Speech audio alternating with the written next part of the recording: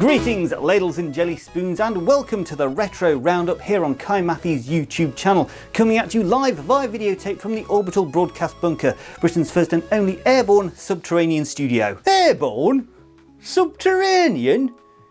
More like glorified basement with Wi-Fi dongle. For those of you that are new here, I'm Kai, your guide to the pixelated past, and with me as always are Pat, who's still mad that esports replaced pub darts, and Keith, our resident tea expert, who thinks that respawning is a biscuit dunking technique. Now, did you know the Wi-Fi is powered by badger energy? Now, did you know that badgers can dig tunnels up to 30 feet long? Just like my quest to find the toilet in this place. Now, before any of our new subscribers regret their choices and click off this video, let's get into it. The month is April, the year is 1995. If you were a PC video game lover, then you were probably excited about playing Jagged Alliance, a tactical RPG where you hire mercenaries to liberate an island. Think Love Island, but with more grenades.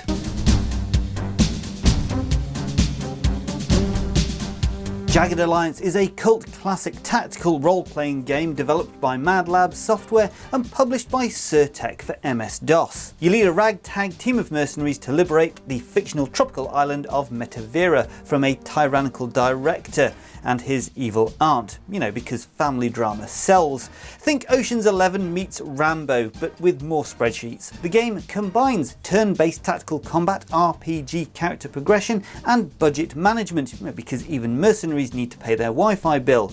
Hire mercenaries with personalities ranging from stoic sniper to chaotic grenade enthusiast. Back in my day, of course, tactical RPG meant convincing pub landlords to extend happy hour. In Jagged Alliance, when mercs bite dust, that's it lad, no respawns, just a gap in your squad wider than the one in the pub's dartboard. Your budget will be crying harder than Keith when his tea's gone cold, cause these mercs, you know, they've got more personality than regulars down dog and duck. Voices, quirks, egos, and some of them ate each other's guts. Shadow and Ivan, couldn't work together if you bribed them with free pints. War is hell, but bankruptcy is worse. Now, managing mercs is a lot like brewing tea. You know, too many leaves, or grenades in this case, and it's a disaster. I will tell you that badgers are better at resource management than rookie mercs. I mean, they stockpile food and they don't argue about paychecks. Now, after this came Jagged Alliance 2 in 1999, still getting tweaked today like my secret biscuit recipe, though it's tougher than a badger's toenails. Now, the dialogue in the game, you've got your mercs shouting, "I'm already dead," mid-battle. Very uplifting, like announcing the kettle's boiled after you've poured the tea. Now, did you know badgers communicate with 28 distinct sounds? Still less dramatic than these mercs, you know. A pioneering blend of RPG and dark humour, Jagged Alliance is the granddad of games like XCOM, but with more tropical shirts and fewer aliens. It's a must-play for misogynists and spreadsheet lovers alike.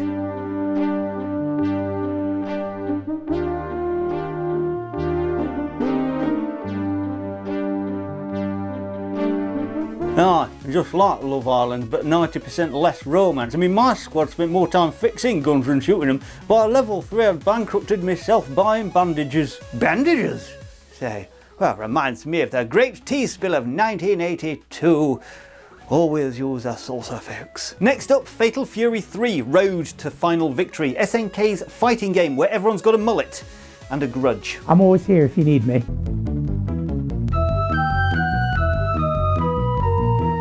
Fatal Fury 3, Road to the Final Victory.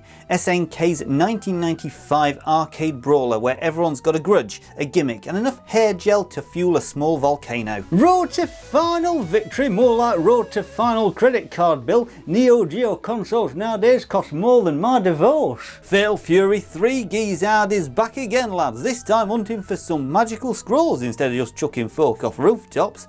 Scroll a defined supremacy. Well, sounds like special board at Dog and Duck. Pie and chips are destiny more like. Then there's this line system, right? Fighters up between battle planes. It's like me ex dodging child support. Street Fighter wishes it had this. Right, and the roster, it's 13 fighters including a detective with nunchucks and a bloke dressed as Grim Reaper.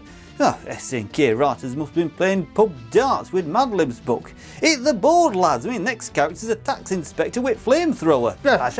did you know that badgers can run up to 19 miles per hour, and that is still somehow slower than Jin's illegal combo strings? And the difficulty? Well, it's what I'd call SNK tricky, like trying to teach a badger table manners. The final boss, Jin Shinri, more like Jim Cheat Ray. Did you know badgers can dig 3 types of holes? Still fewer holes than SNK dug for players here, let me tell you. And the voice acting? That's gloriously shouty. Characters bellow, "I'll send you to hell," mid-fight. That's very motivational. It's like announcing tea and biscuits are served during a stampede. Now, as for the Neo Geo prices, well, it costs more than my entire tea stash. Pat said for that money the cartridge ought to brew its own tea. Although I would pay extra for the Earl Grey edition. It's the game that proved SNK's motto, why make sense when you can make a spectacle. Still, it paved the way for classics like Guru, Mark of the Wolves, and without this we'd never have Terry Bogart's hat. And what's life without that? A messy, over-the-top time capsule of 90s fighting game madness, perfect for misogynists, Terry Bogart stans, and anyone who thinks plot is just the noise kettles make.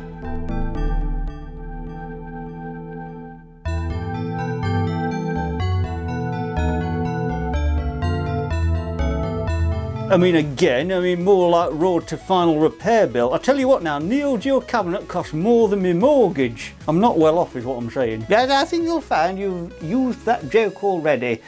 But what I haven't told you already is that badgers have excellent reflexes. They dominate a fighting game.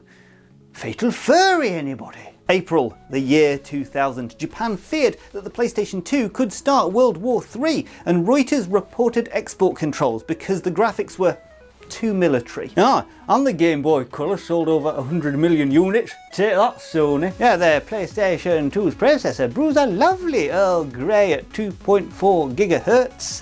Or gentle heat steeps, maybe? Speaking of heat, Martian Gothic, Unification, a survival horror game set on Mars with zombies. Budget title? More like bargain bin nightmare.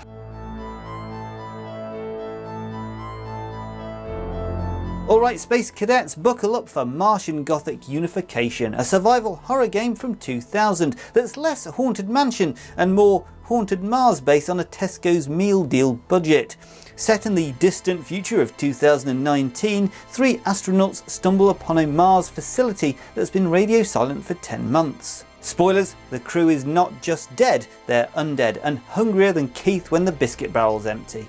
Imagine The Thing gate-crashing a Black Country bingo night. Gameplay? Well, you swap between 3 Muppets solving puzzles, dodging zombies and unifying? Now, the manual says teamwork, but it's like herding badgers with a karaoke machine. Chaotic and slightly tragic. And the graphics, well, they're rougher than Pat's chin after a night at the Dog and Duck. God love the PS1, but Unification belongs in the £2 bargain bin of history, right next to Keith's Badger Blend tea. Survival horror? More like survival boredom. Zombies move slower than Keith's tea steeping, and swapping characters, I just juggled chainsaws. At least chainsaws would be exciting. Martian Gothic, it's got cult status, which is code for so janky it's charming, like a pub pool table held together with duct tape. The dialogue's quotable, if your idea of fun is existential dread. Unification complete. Sounds like my extra trying to reconcile after drinking bar dry. And yeah, it influenced better Mars horrors. Dead Space owes it a pint, or maybe a lifetime ban from Dog and Duck. Why is it remembered? Well, pure early 2000s ambition. PlayStation 1 limitations and all. It's perfect for UFO nuts and blokes who think Unification means last orders at pub.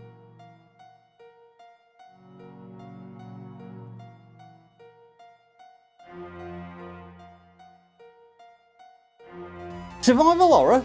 I survived by turning it off. I tell you, the only thing scary were Keith's attempt to make Martian tea last week. Now, did you know that badgers can hibernate for months just like this Mars crew? Although badgers do wake up less murdery. Tea fact though, chamomile tea calms nerves, unlike this game's voice acting. The voice acting in this one, imagine Shakespeare performed by robots but with a sinus infection. Lines like "Unification complete" sounded like a toaster celebrating a job well done. Let's move on to a more memorable game like Zelda Majora's Mask, a dark time looping masterpiece where Link has 3 days to save the world.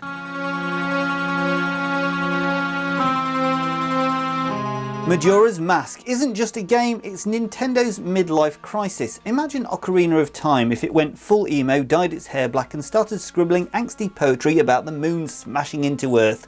Gloomy? Sure. Iconic? Oh, absolutely. Link's trapped in a Groundhog Day loop in Termina, a parallel world where everyone's got 3 days to live. The moon is dropping faster than Pat's patience at a poetry slam, and you reset time to solve puzzles but lose all your progress. It's like doing the chores for a landlord who changes the locks daily. And the masks?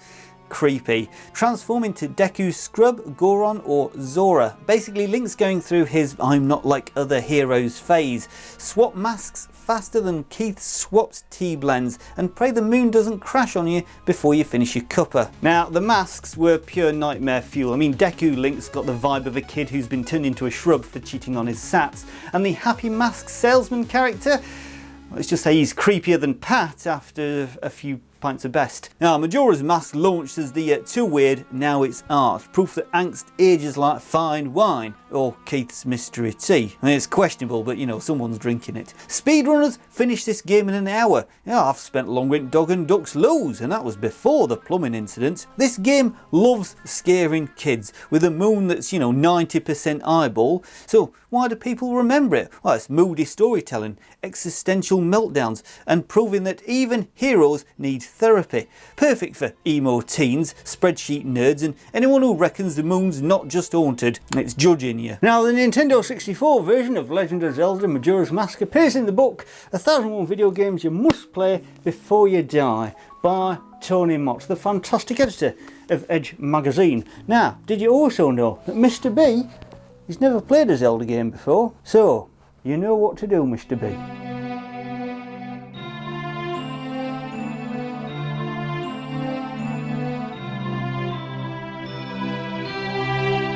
Now before we time warp to 2005, please do make sure you click the old like button, or Keith's badgers are going to recreate Martian Gothic in your garden shed. Unification complete. My arse. And you best subscribe or I'll be commentating on your next Zoom meeting like it's an extreme e-sport. That's Dave from accounts there. He's what he's gone and triggered a fatal error. He's also triggered my disappointment. And you know, share this videos with your pals. Spread the retro joy like jam on a scone. Hey, did you know that badgers share tunnels? Unlike Pat, he won't share his crisps. Rude. Do it or the PlayStation 2's military grade tech will hunt you down. You've been warned. Anyway, April 2005 now, and haunting grounds. Fiona Belly wakes up in a castle chased by a pervy dwarf and a literal hellhound. Capcom's answer to What If Resident Evil, but with more trauma.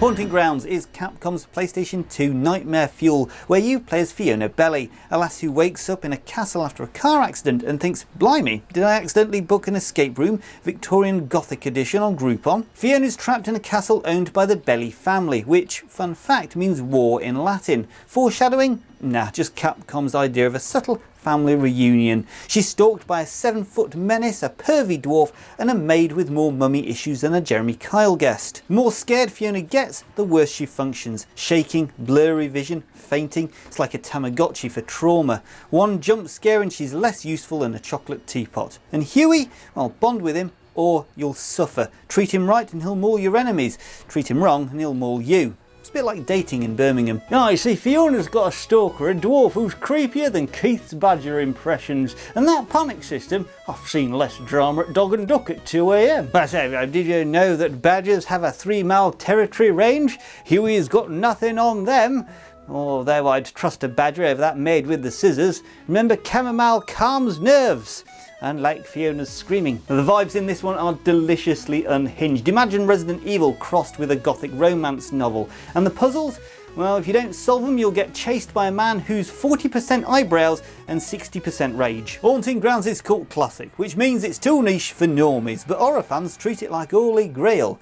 You know, if Grail were filled with Fiona's tears. So why is it remembered? Well, you know, it's anxiety-inducing gameplay, Fiona's lace choker in a dungeon fashion sense, and proving that dogs are better therapists than humans. It's perfect for goth romantics and anyone who thinks that Panic Attack is a gameplay feature. You know, for me, it's a Tuesday down Dog and Duck.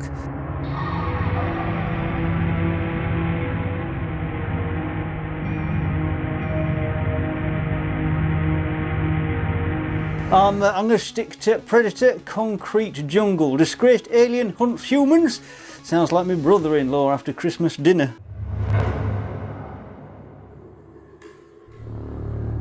Predator, Concrete Jungle. You play as a dishonored space hunter here to regain his honour, or let's be honest, murder everyone who's nicked his tech. Think Grand Theft Auto meets Alien, if Alien raided a Go Outdoors sale and came out swinging a plasma caster. You're a predator exiled to 1930s Earth after botching a hunt. I mean, imagine getting fired from intergalactic HR for poor performance.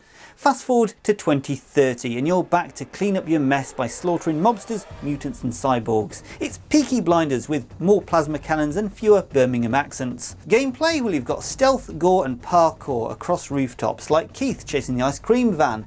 You've got invisibility cloaks, thermal vision and an arsenal bigger than Pat's tab at the Dog and Duck. Critics called it clunky, fans called it dumb fun, and Pat called it, oh, it's been nights out in 1985. And he's not wrong. Regaining honour? It's more like regaining your parking fines.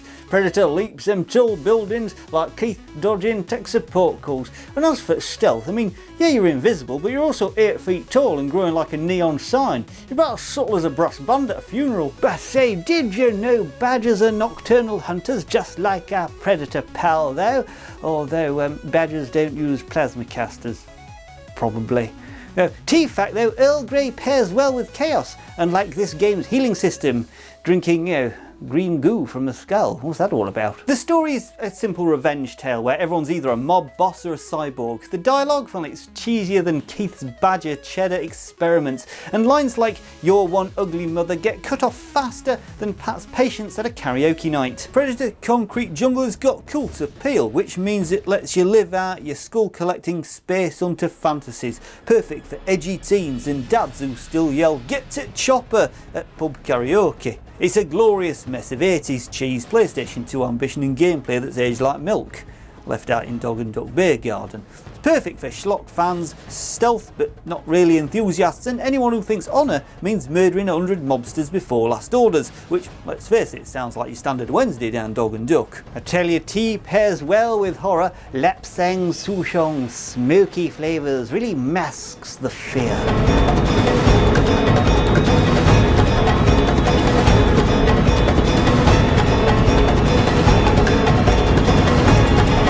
April 2015, not retro but shockingly old. Bandai Namco rebranded, 2K Australia shut down, and Konami delisted itself after cancelling Silent Hills. I mean, Konami's gone. Quick, someone check if Keith's badgers are running at stock market. Well, Benji does excel in 4X, you know, their sense of smell detects market trends. As for games, well, first off you've got Mortal Kombat X. Hey guys, do you need my help with this one? Guts, gore and parenting. The story's about legacy, or as Pat likes to call it, tax evasion inspiration. I'm just saying, back in my day, finishing someone meant buying them a pint.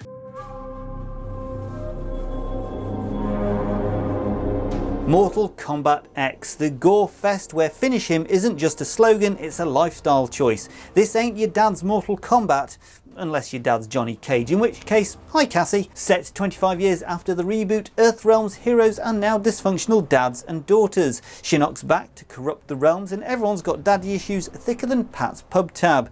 It's Succession, but with spine ripping and less inheritance tax. Each fighter's got 3 styles. Scorpion can be a pyro, a ninja or a bloke who regrets buying too many katanas on eBay. And microtransactions where you can buy easy fatalities, so why practice combos when you can pay to decapitate? It's a bit like Amazon Prime for murder, convenient, soulless, and very Johnny Cage. Mortal Kombat X, I think you'll find it's mortal midlife crisis. In Johnny Cage's kids out there saving realms whilst he's stuck signing autographs at Comic-Con.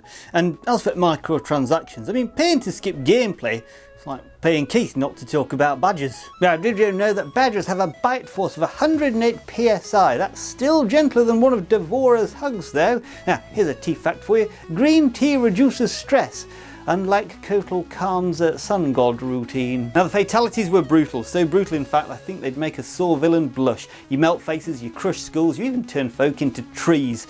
Eco Warrior Scorpion, anybody? Now, the story is basically a soap opera with more blood in it than a Game of Thrones wedding, and online, let's just say it's sweatier than Keith's teapot in a heat wave. Mortal Kombat X's cultural impact is proof that family bonding means ripping our arts together, like bank holiday barbecues at Keith's, with fewer badges and more bile. Why is it a hit? It's a gloriously violent mess of soap opera drivel in gameplay asking how many more organs can one body hold. It's perfect for go-rounds, button mashers and mums who think parenting goals means teaching little Timmy to spear a god, which I mean, let's face it beats his GCSEs.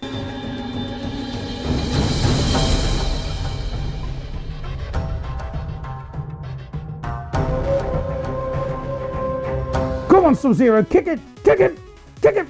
Oh, this game's rubbish! Assassin's Creed Chronicles 2.5D stealth in China. It's like Dynasty Warriors if you squinted sideways.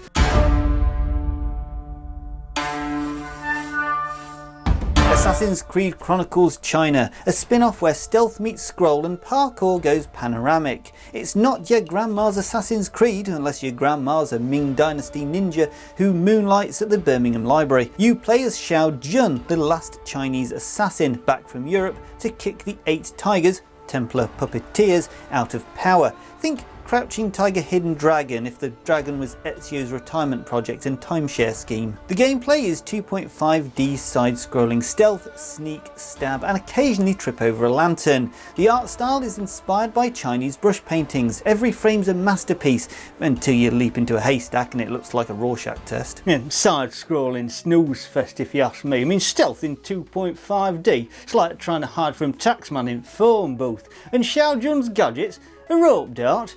We've got shoelaces that are more lethal. Yeah, badgers, excellent tunnel diggers. They'd have tunnelled under the 8 tigers in a jiffy. Now the art style is gorgeous. It's like playing through a Ming Dynasty scroll. If the scroll occasionally shouted, "You've been spotted!" Now, combat's all about timing. Miss a counter and you're deader than Pat's interest in subtlety. Assassin's Creed Chronicles China got mixed reviews. Praise for looking pretty, roasted for playing like a soggy pork pie. It were a bold experiment for stealth purists, art snobs and anyone who thinks Assassin's Creed needs a mute button for guards. You know, I'd like a mute button for Keith's tea trivia.